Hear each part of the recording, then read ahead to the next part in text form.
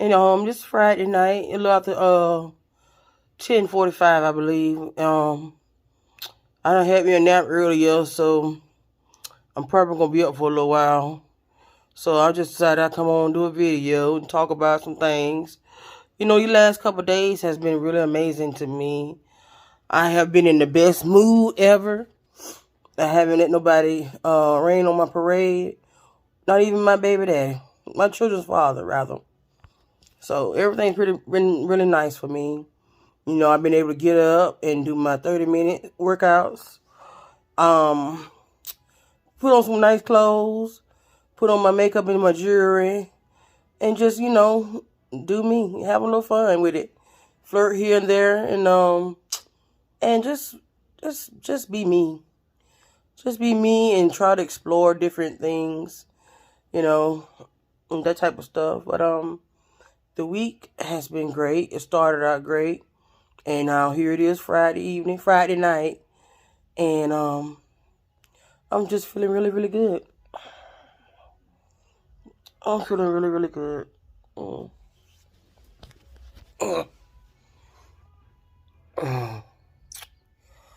Yep, I got my sons out of school. And then we went and got us some Little Caesars pizzas to end the week out with, And I shortly after that, I took me a nap. I needed that nap. I really did, because I've been on the go a lot here lately. So, yeah. So I'm really welcoming this 3-day weekend that's coming up, So we're going to try to go to the parade Monday, if the weather permits, because it's supposed to be snowing and raining here, starting tomorrow, which will be Saturday. And it's going to carry all the way for these next 3 days, so I don't know what to expect. But I know I went ahead and bought the things I needed to be, because I know we're going to be in the house. If it's snowing and raining the way it said it's going to be, we're going to be in the house. So I made sure we were stocked up on everything. I talked to my friend girl today, my baby girl, Victoria. I talked to her. I'm always eager to talk with her because she makes me so happy. And she's just so understanding, encouraging to me, inspirational. Then I talked to my cousin, my big cousin. I talked to him a little bit. It just means so much to me to have meaningful conversations with people. I have a brain. I'm smart. I'm educated, but some people think you're just stupid. They just look at you and think you're stupid. You don't know nothing. And in my case, that's not the case. A lot of times people look at me and say, well, she got to be stupid or something because she's too fat. She's so fat, she don't know nothing. But when you talk to me, actually talk to me, and out of my mouth, I have a lot to say. I can talk about a range of different things, from today's current events to politics to whatever, and I can articulate it very well. But the main thing that's been on my mind, YouTube, is that my baby father, he wants to come home. He ready to come back home. So in the back of my mind, I'm thinking, what the hell has happened? He's been coming over here, expressing that he want to come home, but you want to come home, but what are you going to do about it when you get home? You have relationships. You have the men. You have the men relationship with your children and with me, and then you got to restore trust. You're not going to come back in here, walking in here all willy-nilly and like everything is okay. It's not going to work like that. It's not. But at this point, I'm totally over it. And I really don't care, that he want to come back. I don't care, because you should have never left me in the first place. I'm your bread and butter. Because at the end of the day, you still need me. You still need me. At the end of the day, you still need me.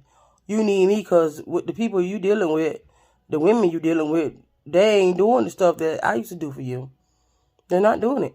I mean, I'm not just talking about sex. I'm just talking about managing your day-to-day. Make sure things are taken care of so you don't have to do it or worry about it while you on your job. And it's puzzling it's puzzling and it's funny to me because you didn't appreciate that when you had that. So I'm going to pray about it, and I'm going to ask God, I don't know about forgiving him right now. I don't want to do that right now because I'm on a great start here for 2022, and I just don't want nothing to come between what I've got going on.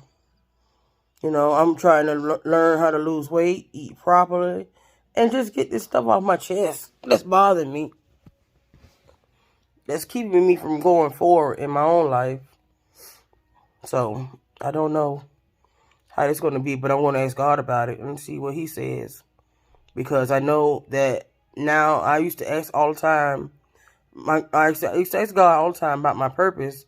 And now that I'm doing my YouTube videos and talking about my life, my experiences and things, it's just so refreshing and relieving to me. I just feel so much lighter that I'm not carrying all that stuff on me, It just feels really good to get it out there. I don't have to hide or pretend anymore or none of those things. I just can be open about whatever's going on with me. Some people, they might look at it as me telling my business. But like I said before, they can take it how they want to take it. It don't matter to me. I know that this is what I was meant to do, which is tell my business and tell my story to somebody, because I've helped a lot of people, just by speaking on my childhood molestation, speaking on my struggles with the weight and how is it affecting me, as a person, in my marriage, and also with my children, I mean, my weight is a big factor for me because I've been carrying this weight for so long, and I'm so emotionally tied to it, it's unreal. It's not easy being fat. It's not easy being big, obese, however you want to term it. It's not easy. And the sad thing about it is that it didn't come on overnight. So it's even 10 times harder to get off. I try not to dwell on that, especially when I'm feeling good. I'm putting on clothes, putting on a little lipstick here and there, earrings, and just feeling really good about myself. I try not to dwell on that, I try not to dwell on it and just try to continue to feel good. I've been taking pictures and putting them on Facebook. I just been really feeling really good, really good. And I just want to keep that momentum going. Every day is not a good day for me, but every day is not a bad day. But I do try. I try for many reasons, but mainly for my children, because I don't want them worried about me. Or, when mom's sad, we got to go and comfort her. I don't want that, I'm their mom. I'm supposed to take care of them. And that's what I'm supposed to do, because they asked to come here. Not one bit. They didn't ask to come here. They didn't ask me to make them. I laid down and I did it. So I owe it to them to be the best person, mother that I can be for them. I want to be that stable mother for them and give them all the things that I couldn't get when I was a little girl. I try to make sure they have their childhood and try to be kids as long as possible. I don't put too much on them. I make sure they do their chores and homework, but I don't include them in adult affairs and adult situations. No, that's not their place. That's not their business. My boys are loved. I show them that I love them. I tell them that I love them every day. But as for me, I'm working on me and telling myself that I love me every day.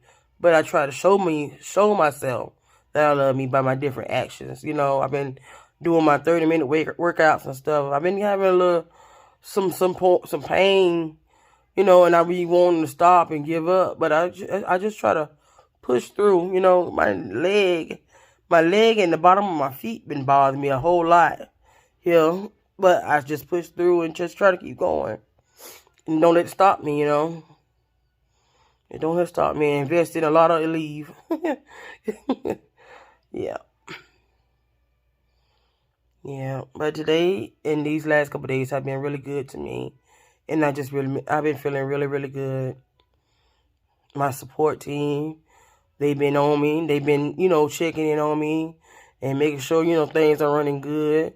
My big cousin, she came and helped me out with my cold when I was feeling really sick. She came and told me what I need to do. And when I did those things, she told me to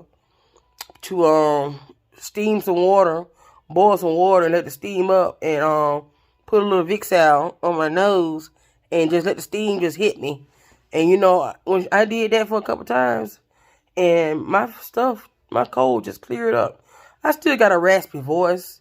I don't know what's going on with that, but but for the most part, I'm not stuffy or with a cold. Excuse me, Facebook. Excuse me, YouTube. But for the most part, I'm doing good. I don't feel stuffed up or congested, and I'm enjoying what's going on. The weather here in Georgia has been really, really cold, and it's supposed to snow Saturday night, Sunday morning, and possibly Monday, and so forth and so on. So I'm looking forward to that. I'm looking forward to my kids seeing the snow, but I'm not going to be in it too long because snow is dangerous. And I can tell you a story right now. When I lived in New York, and it was our first winter there in 2010. It was my first winter there, and at the time, I was the only one working. And so I had to get up in the morning to go to work at the group home I was working with. So I never knew what snow and ice looked like. I never knew. So when I left to go outside and step down onto the pavement, I went down like the Titanic. You understand me? I went down like the Titanic. I don't even know if I'm saying it right. It's Titanic. I went down like the Titanic. And from that point on, Latoya, Sharika, couldn't get up to save my own life. I tried several times and I would fall and bust my ass. Each and every time I tried to get up on that pavement. But that ice was slicker than hell. And they just wouldn't let me get up and do what I need to do. So I crawled to somebody's car and tried to get up from there. The ice would not let me win. It wouldn't let me win for nothing. And my black Durango was parked on the other side of the street. Because we didn't have parking lots. We had to park on the street. So I thought a couple times I fell. I think I fell a total of at least 4 to 5 times. And I'm glad that it was kind of dark and nobody was out, because that was so embarrassing for somebody to see that. And I just got tired of falling. I had to crawl literally to my truck on the other side of the street. I had to crawl to my truck. I had to I had to be on my knees, unlocking my door, and try with all my might to get in my truck without falling again. That was so hard. So when I got in my truck, I was able to crank up and everything. I didn't feel no pain right then. I wasn't in no pain at the moment. So I was able to crank up my truck and drive. And who knew, once I got my car cranked up and hit the drive, switched it to drive gear, that my nightmare really would begin. Oh my God. You hear me? Oh my God, YouTube. I drove my car, and then it was time for me to get on the expressway. From there, I was spinning. My car was, going from different directions. It was sliding and everything. I didn't know what the hell going on. And I almost hit two cars, you know, with this slide because I never drove in it in snow before. So this white man was standing outside on the side of the road, and he saw me struggling, and I asked him, I said, "Sir, I don't know what I'm doing. I don't know how to drive in this snow. I don't know why I left my house, but can you help me?" That white man said, "Sure, I can help you." And he proceeded. I got in the other side. I got on the passenger side of the car. I didn't even leave the truck. I just moved over. You know, I just moved over. And I let him get in, and he drove me to my job, which was like, 15 minutes away. And when he got there and he drove me to my car, he parked my car. I said, "Sir, I am so sorry that I can't take you back to where you was. I'm so sorry.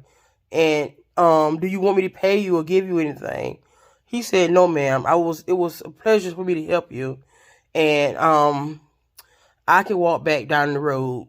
No problem." And I thanked that man about 50 million times before he left. Because I didn't know how I was going to make it. I didn't know if I was going to have a crash. I didn't know what was going to happen. But, you know, I had somebody looking out for me. God was looking out for me and made sure that that white man didn't, you know, hurt me or try to kidnap me or anything like that. But he honestly took me to work in my car. He got out and he said I didn't owe him nothing. I didn't pay him nothing. I tried to give him something, but he wouldn't take it. So, you know, I was sad that he had to walk back home, you know, back down the road. But, you know, it worked out. It worked out for the good. You know, when I came home, I had to drive back in the cold. But I asked the coworker when I was living in New York to drive me home and get somebody to follow them back to the group home, you know, because I just wasn't sure about driving, you know. I never drove in snow, ice, and sleet, and then they talking about what it's called, this black snow or whatever it is. It's dangerous. So, you know, I was scared, literally scared. And then that night later on that night, and I woke up in the morning. I didn't have to go to work. All this snow was just everywhere. Pure white snow on the roof, snow everywhere, cars covered up in snow. I was like, wow, you know. And then the sad thing about it, I wasn't even prepared to be in no damn cold weather like that. Because, you know, in Florida, it's always hot. It's warm. It's not really, really cold. You know, even in the winter, it's not really that cold, you know. But, baby, I wasn't even ready. You know, you have to dress in layers and stuff. And weather like that, I didn't know you had to dress in layers and stuff like that. You got to have your scarves, your hats, your mittens, gloves, your boots, and all that. Honey, I had tennis shoes.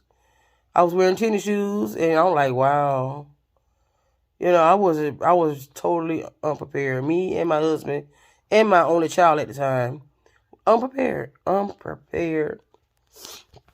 And then on top of that, the living conditions wasn't that great either. Living in that duplex we was living in, them conditions was not great at all. Cause it just was sad. It was sad. But we did what we had to do, and then, you know, during the first of the year, we got out and we came down here to the deep south, to Georgia, and began a life. But I'm looking forward to the snow that's coming here this weekend. I just won't be in it long enough so my kids can experience it. Well, at least it'll be my oldest son's second time really experiencing it, and Draymond, it'll be his really official first time experiencing snow. But I'm gonna let them go out in it for a little bit, and we gonna get our behinds back in this house. No, ma'am, we're not gonna be out there in that mess, cause they think it's fine, but snow is nobody's friend. It will kill you. It will kill you. It will literally kill you. And most likely the city gonna be closed down. So that's why I'm glad I went ahead and got the things I needed. So we don't have to worry about, you know, oh, we gotta go back to the store. We gotta go to the store. No, we good over here. We locked in and loaded. No, but that was a story that I had to share with y'all when I lived in New York.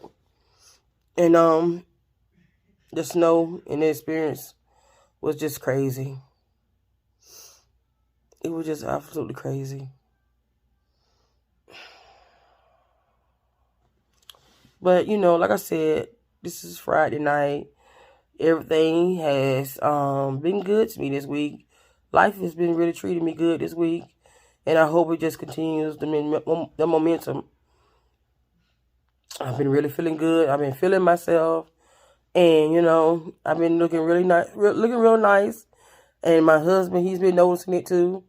So that's why he's probably been over here trying to see what's going on, what's got me feeling so good. But I didn't even let him break my spirits this week. And normally he be coming with looking for an argument, trying to do an argument or whatever the case may be. But he just was checking me out, and I guess he liked what he saw. And so he decided he wanted to come home, but I got to pray on it. I really do. Because he really hurt me. He really did. And I thought this man was going to be mine forever. You know, I thought this man was my husband, you know. I never thought that he would let somebody come in between us like that. You know, it could have been a million ways that he could handle that. But he chose to go the coward way out, which was to have multiple affairs. So he got to deal with that, you know. He got to deal with it because I realize now that it wasn't about me. It's about him and his insecurities. Yes, it is. So now I'm slow to get angry with him or don't let him push my buttons. I'm learning to not let him push my buttons. I'm not going to say that I'm slow to not let him push my buttons, but I'm learning how to get over that hump because normally I don't let you back me in the corner. I come out fighting, swinging. That's want anybody. You know, I don't take that mess for nobody, not even my own mom. And that's why I haven't spoken to her in over, 13, 14 years. Because I'm not going to take nobody mess. And you're not going to handle me any kind of way. You know, I don't care who you are. Mama, daddy, cousin, sister. I don't care who you is. You're not going to handle me any kind of way. And I'll stop fooling with you. I'll stop fooling with you, period, before I even let you even try me like that. Period. And I sleep well, good at night. I sleep good at night. Damn good at night. Because I don't be worrying about nobody but my children. But, YouTube, I've been on this thing a little minute here, so I'm going to let it go. And I will see y'all in the next video. Y'all have an amazing weekend. And be safe. And see you in the next video. Peace out, y'all.